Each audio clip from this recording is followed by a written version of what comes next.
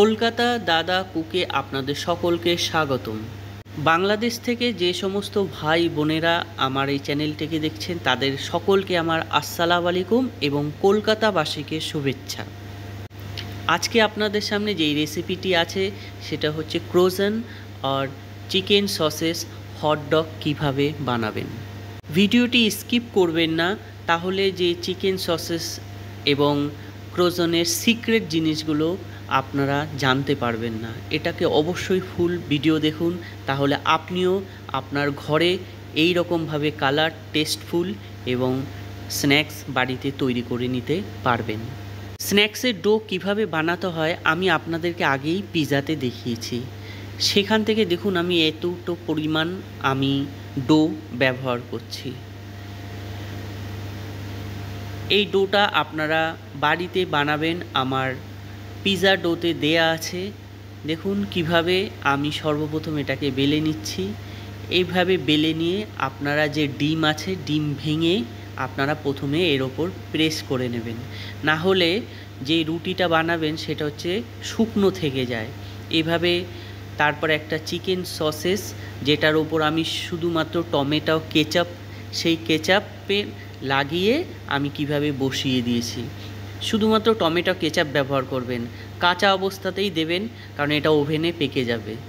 দেখুন এইভাবে আমি কিভাবে এটাকে রোলিং করে নিচ্ছি। রোলিং করবার পরে দেখুন আমি কেটে দিলাম।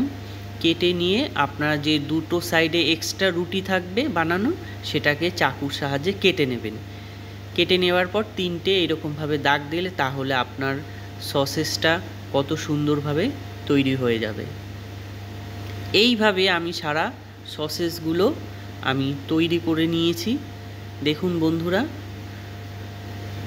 এবং এই প্রত্যেকটা সসেসের গায়ে অবশ্যই ডিম লাগাতে ভুলবেন না। ডিম লাগালে আপনার কালারটা খুব সুন্দর আসবে। এই দেখুন বন্ধুরা, আমি সমস্ত সসেসের গায়ে, হটডগের গায়ে আমি এইভাবে ডিমগুলো লাগিয়ে নিয়েছি। ডিম লাগানোর সিক্রেট যে পদ্ধতি, যে কেন এত কালারফুল আসবে, সেটা আমি কিন্তু অলরেডি দিয়ে দিয়েছি ইউটিউব চ্যানেলে। শুধুমাত্র ডিমের কুসুমগুলোই ব্যবহার করবেন, সাদা অংশটা ফেলে দিয়ে। এইভাবে দেখুন বন্ধু, আমি 250 ডিগ্রি সেলসিয়াস উপর এবং নিচে ওভেনে দিয়ে আমার সসেসগুলো কতটা সুন্দর কালারফুল হয়ে এসেছে। দেখুন বন্ধুরা, আমি ওভেন থেকে যখন নামিয়েছি তখন আমার সসেসগুলো ঠিক এতটা সুন্দর কালারফুল হয়ে এসেছে। আপনারা যখনই সসেস নামাবেন সাথে সাথে এই সসেসের ওপর বাটার প্রয়োগ করবেন, অর্থাৎ মেল্টিং বাটার, গলে যাওয়া বাটার। এই বাটার প্রয়োগ করলে আপনার স্ন্যাক্সটা কিন্তু কখনোই শক্ত হবে না, বরঞ্চ আপনার স্ন্যাক্সটা আরও সফট হয়ে যাবে, নরম।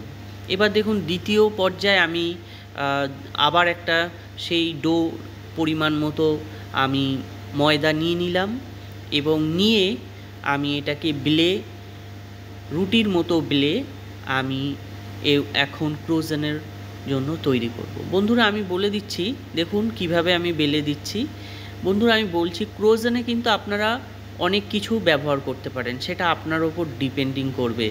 আপনি ক্রোজনের ভেতরে চিকেনও ব্যবহার করতে পারেন, আপনি চাইলে চকলেট ব্যবহার করতে পারেন, এবং আপনার যেটা পছন্দ হয়, পিনাট বাটার ব্যবহার করতে পারেন, যে কোনো চিজ ব্যবহার করতে পারেন। তো আমি এইভাবে দেখুন প্রথমত রুটিটাকে বেলে নিয়ে আমি তার সাইডগুলো কিভাবে রুটির মধ্যখান থেকে এপার ওপার করে ক্রোজনের জন্য আমি কেটে নিচ্ছি।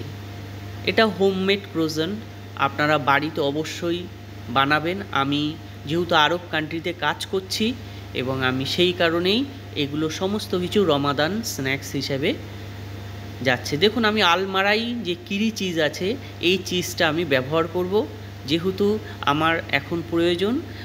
আমি চিজ ব্যবহার করবার আমার আরবাব এবং আমার যে বসেরা আছে তারাই পছন্দ করে। তো আমি এই দেখুন কীভাবে ক্রোজনটাকে রোলিং করে আমি বেলে আপনাদের সামনে দেখাচ্ছি। এই যে দেখুন কত সুন্দরভাবে এইভাবে সমস্ত ক্রোজনগুলোকে আমি নিয়েছি আর ডিম এর ওপর প্রেস করে দিচ্ছি। 250-50-এ রেখে উপর এবং নিচে আপনি ওভেনে দিয়ে দেখুন কতগুলো কালার সুন্দর এসছে ক্রোজেনের। এই ক্রোজনগুলো যেমনি কালারফুল তেমনি টেস্টফুল খেতে। অবশ্যই ওপরে বাটার লাগাবেন, তাহলে আপনার ক্রোজনটা খুবই সফট হবে এবং যিনি খাবে আপনার প্রশংসা করবে।